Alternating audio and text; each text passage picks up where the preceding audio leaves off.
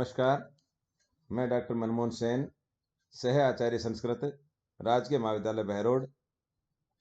आज हम BA part द्वितीय संस्कृत विषय के द्वितीय प्रश्न पत्र के अंतर्गत छंदों का आगे अध्ययन करेंगे। आज हम उपजाति छंद का लक्षण और उसका उदाहरण दोनों सिद्ध करके देखेंगे। उपजाति छंद का लक्षण है अनंत रोदिरित लक्ष्म भाजौ पादौ यदि उपजाति अस्ताः इत्थम किल न्यासस्व अपि मिश्रितासु वदन्ति जातिस्वमिदम एव नाम। यह जो लक्षण है, इस लक्षण की एक पंक्ति जो ऊपर है वह भी लक्षण के लिए पर्याप्त मानी जाती है और इसे अच्छी तरह से कंठस्थ कर ले। जो इस लक्षण में दिखलाया गया है, जो चिन्ह लगाए गए हैं, उसी तरह के लक्षण यदि कहीं किसी श्लोक में आपको दिखाई देते हैं तो वहां उपजाति छंद होता है। अब उपजाति छंद चूंकि एक मिश्रित छंद हम इसको कह सकते हैं, क्योंकि उपजाति छंद के अंतर्गत इंद्रवज्रा और उपेंद्रवज्रा दोनों का सम्मिश्रण होता है। अर्थ भी और इसका जो लक्षण है वह भी यही संकेत कर रहा है, जैसा कि आपके इस लक्षण के अर्थ में दिया गया है। इंद्रवज्रा और उपेंद्रवज्रा दोनों का जब मिश्रण होता है तो उपजाति छंद होता है।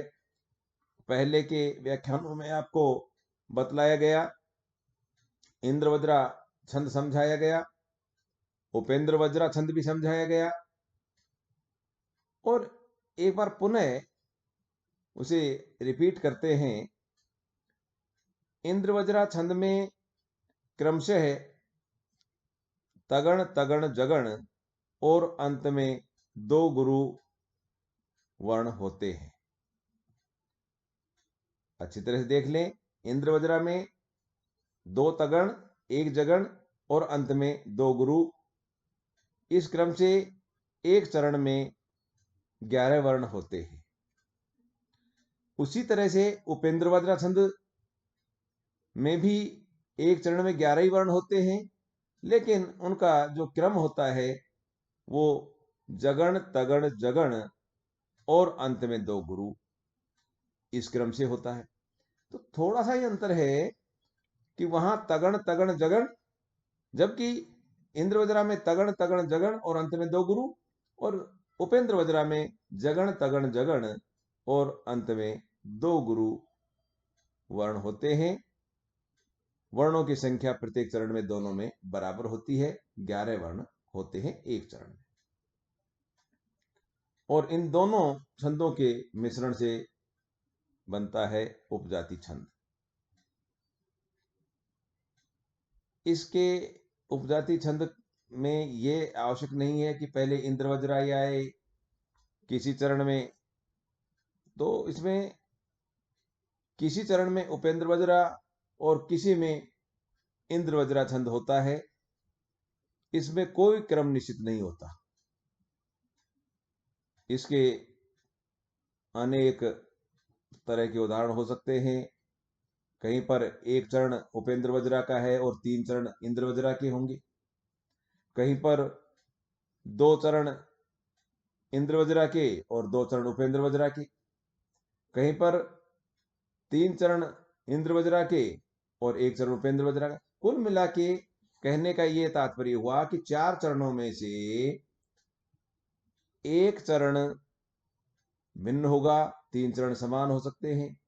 2 चरण भिन्न होंगे, 2 चरण समान हो सकते हैं। ये कोई भी क्रम हो सकता है। तो आप पहले तो इंद्रवज्रा छंद को अच्छे से याद करें, उसके चिन्ह लगाएं। उपेंद्र वज्रा छंद को अच्छे से याद करें, उसके चिन्ह लगाएं। और जब दोनों को आप अच्छे से याद कर ले, तब आप उपेंद्र वज्रा इस पे उपजाति छंद पे आए। और उपजाति छंद के उसमें इंद्रवज्रा और उपेंद्र वज्रा का मिश्रण होता है, लेकिन मिश्रण किस रूप में होता है?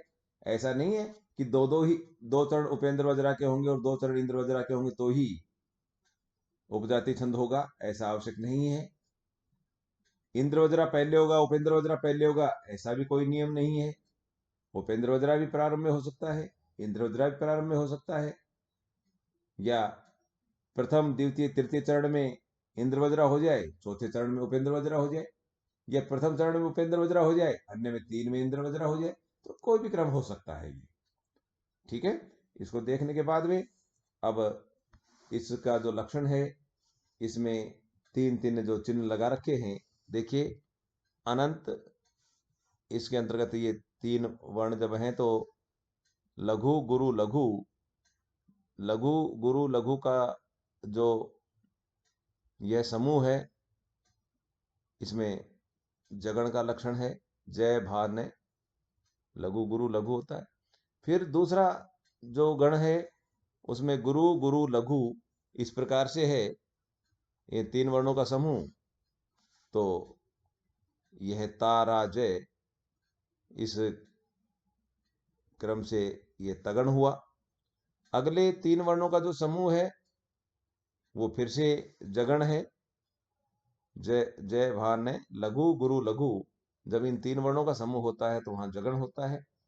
और अंत में 2 गुरु वर्ण आपको दिखाई दे रहे हैं।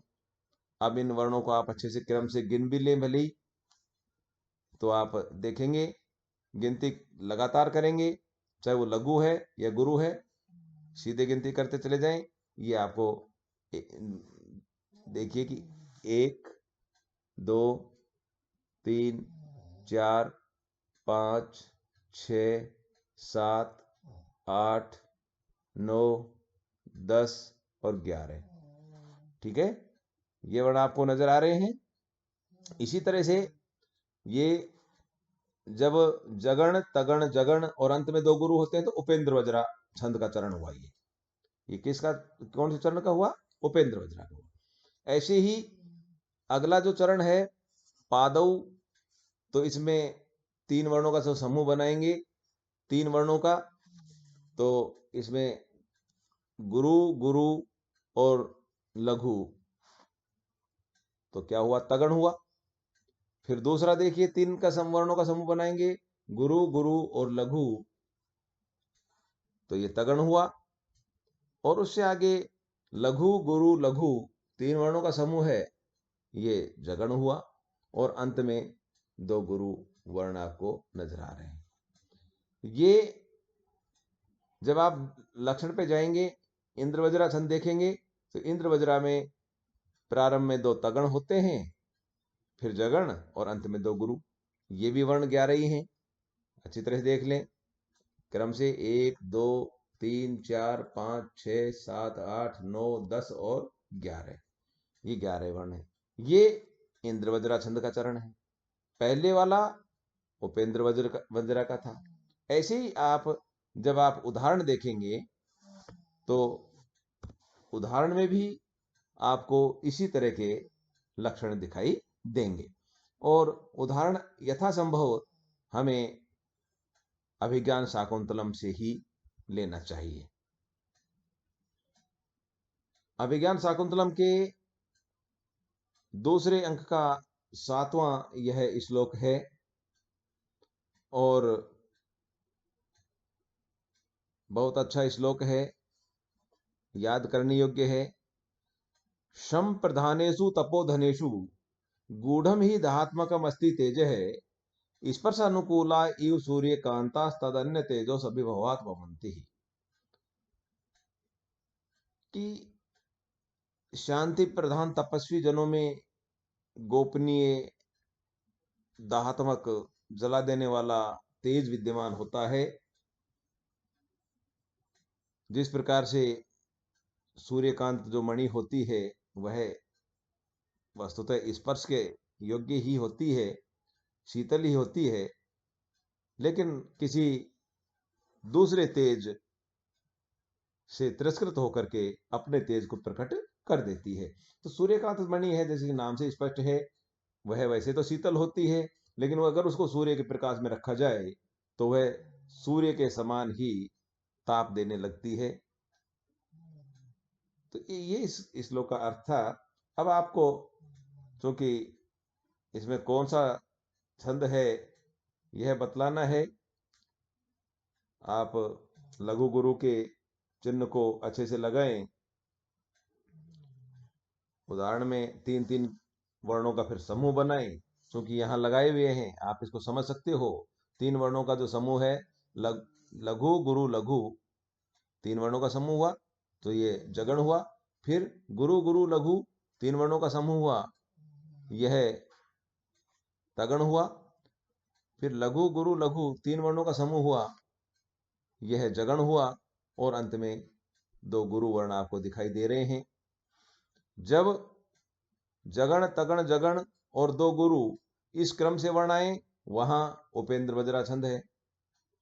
इसी तरह से अगले वाले चरण में जब देखोगे तो 3 वर्णों का समूह बनाएंगे, गुरु गुरु लघु तीनों का, तो तगण हुआ। फिर दूसरा वाला है गुरु गुरु लघु, तो फिर तगण हुआ। और फिर लघु गुरु लघु, इस क्रम से यह जगण हुआ। और अंत में 2 गुरु वर्ण हो गए। जब आप इनकी गिनती करते हैं तो आपको स्पष्ट नजर आ जाएगा। आप अच्छे से इनको वर्णों को गिन लें।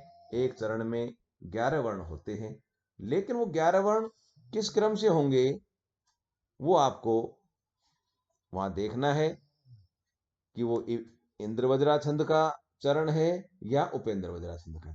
दोनों का मिश्रण हुआ तो वहां पर उपजाति छंद होता है।